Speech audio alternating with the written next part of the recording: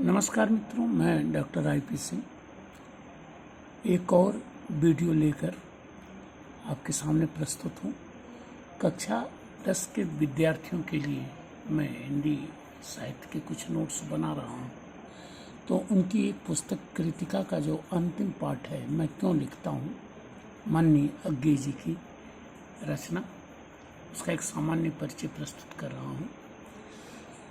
बड़ा अजीब सा लगता है कि अज्ञे जैसे रचनाकार के एक गूढ़ लेख को, निबंध को कक्षा 10 की कक्षा में पाठ्यक्रम में सम्मिलित करना कि अवश्य कि बच्चों का बौद्धिक धरातल बढ़ तो रहा है, लेकिन ऐसे लेख मेरे विचार से नहीं रखने चाहिए। इससे पहले अज्ञे की कविताएं या उनके परिचयात्मक जो कहानियाँ आदि हैं उनको रखना चाहिए था। खैर, चलिए देखते हैं लेखक क्यों लिखता है। इस प्रश्न पर न जाने कब से और कितनी बार चर्चा हुई है। मतांतरों के मध्य स्वीकृति या अस्वीकृति का दौर चलता रहा है। सबसे बड़ी बात तो यह है कि हिंदी साहित्य में जब कोई विद्वान अपनी कुछ नूतन मान्यताओं के साथ स्थापित होने लगता है तो उसका विरोध इसलिए भी किया जाता है कि ईर्ष्यालु होना एक मानवीय विशिष्टता है, या फिर इसलिए भी कि जब विरोध करना ही है तो किसी बड़े व्यक्तित्व का करो ताकि तुम अपने विरोध के कारण चर्चित हो सको। इंसान भगवान तक को कटघरे में खड़ा किए बिना नहीं छोड़ता, अपनों पर सहज ही अंगुली उठा देता हो, उसके लिए तो यह एक सामान्य सी बात है। उनका स्पष्ट संकेत होता है, हम आपकी मान्यताओं से सहमत नहीं है। साफ साफ कहें कि उनका तथाकथित अभिमान यह स्पष्ट संकेत दे देता है कि क्यों सहमत हों, भले ही आप सही हैं। शायद यही कारण रहा कि हिंदी साहित्य में बहुत से रचनाकारों ने इसीलिए स्वयं को केंद्र में रखकर अपनी मान्यताओं की प्रस्तुति दी है। शायद ऐसा लगता है कि ऐसा इसलिए किया गया है कि जो उनके आलोचकों ने यह न लगे कि लेखक अपनी मान्यताएं हम पर थोप रहा है। तो इस संदर्भ में बाबू गुलाब राय के जीवन संदर्भों पर आधारित लेखों के संग्रह मेरी असफलताएं विशेष रूप से उल्लेखनीय है। प्रस्तुत लेख लगभग इसी शैली में सृजित माना जा सकता है। एक कृतिकार किसी कृति का सृजन क्यों करता है, यह प्रश्न इसलिए भी महत्वपूर्ण है कि उसके द्वारा प्रस्तुत संदर्भ केवल उसके ही नहीं, न जाने कितनों की अपनी अनुभूति या संवेदना के विषय बन जाते हैं।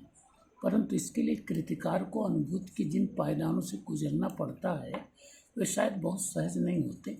आलोचकों के साथ कलमकारों ने भी इस संदर्भ में अपनी सम्मतियां प्रस्तुत की हैं, परंतु हर किसी के निष्कर्ष एक से नहीं, और उल्लेख पहले ही हो चुका है कि ये बहुमान्य हो सकते हैं परंतु सर्वमान्य नहीं। अज्ञे जी ने अपनी एक बहुचर्चित कविता हिरोशिमा के सृजन को केंद्र में रखकर इसी तथ्य को समझाने का प्रयास किया है। प्रारंभ में वह स्वयं एक प्रश्न उठाते हैं कि मैं क्यों लिखता हूँ, और स्वयं उत्तर देते हुए स्पष्ट करते हैं कि इसका उत्तर बहुत आसान नहीं।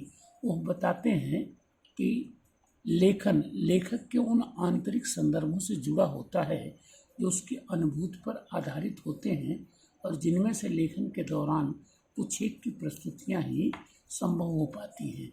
अपनी बात को स्पष्ट करते हुए कहते हैं कि आंतरिक अनुभूति को अभिव्यक्त करने की व्यवस्था ही उसे लेखन के लिए मजबूर करती है, और ऐसा करके वह उस आंतरिक दबाव से मुक्त हो जाता है। यहाँ उन्होंने प्रसंगवश लेखक और कृतिकार दो शब्दों का प्रयोग किया और स्पष्ट किया है कि कृति और लेखन में कुछ अंतर है। वस्तुतः बाहरी दबाव जैसे संपादकों का आग्रह, प्रकाशक का तकाजा या फिर आर्थिक आवश्यकता लेखन का आधार बन सकता है, परंतु किसी कृति के सृजन का नहीं।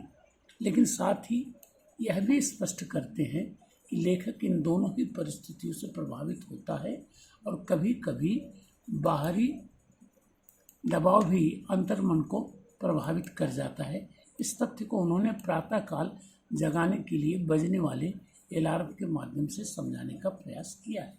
जहाँ उन्होंने कहा है ना कि कुछ लोग अगर अलार्म लगा देते हैं तो जब तक अलार्म न बजे तब तक वो चारपाई नहीं छोड़ते, भले ही जग जाएं। और कुछ ऐसे होते हैं कि जब जग गए तो जग गए, चाहे अलार्म बजे या न बजे।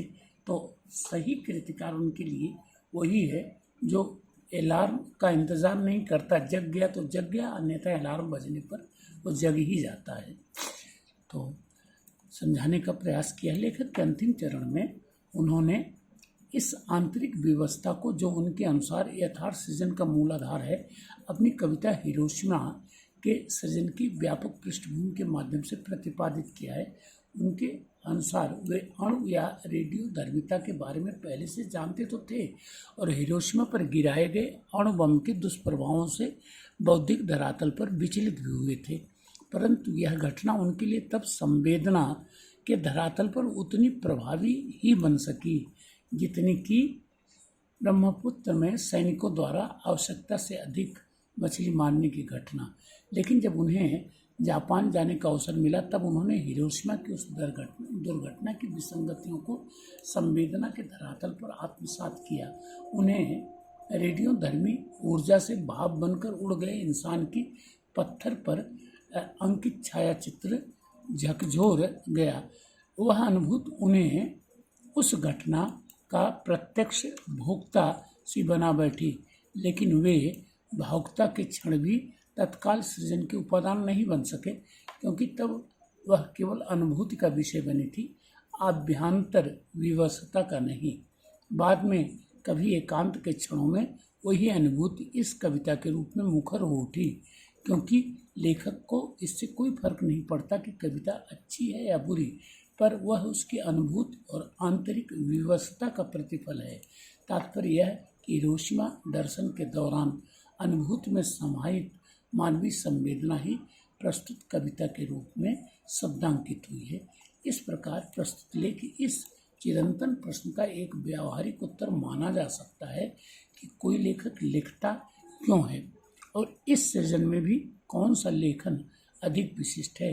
अज्ञेय जैसे लेखक का सृजन होने के कारण और यथार्थवादिता से जुड़े होने के कारण इसे एक विशिष्ट लेख मान लेना असंगत नहीं।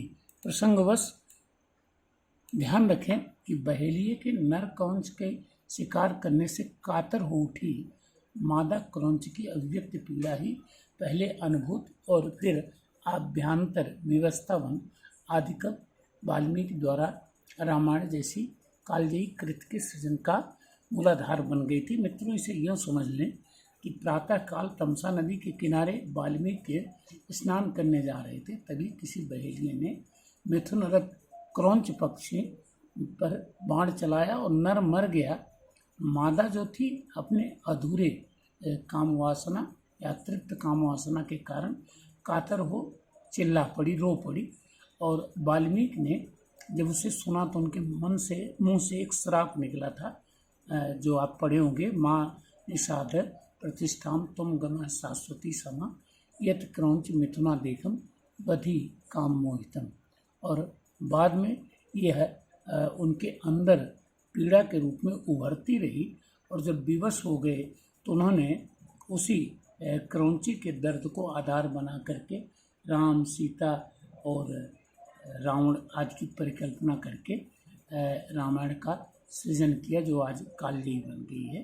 तो अज्ञेय की अनुभूति भी कुछ इसी वर्ग में रखी जानी चाहिए। तो अब इसके बाद इस कृति के 5 पाठों के उत्तर में एक एक कर आपके लिए प्रस्तुत करूंगा। तो उम्मीद है कि आपको ये वीडियो अच्छा लगेगा और इसे लाइक करें और सब्सक्राइब करें, अपने मित्रों को भी सूचित दें। अगले वीडियो में फिर मिलते हैं। Thank you.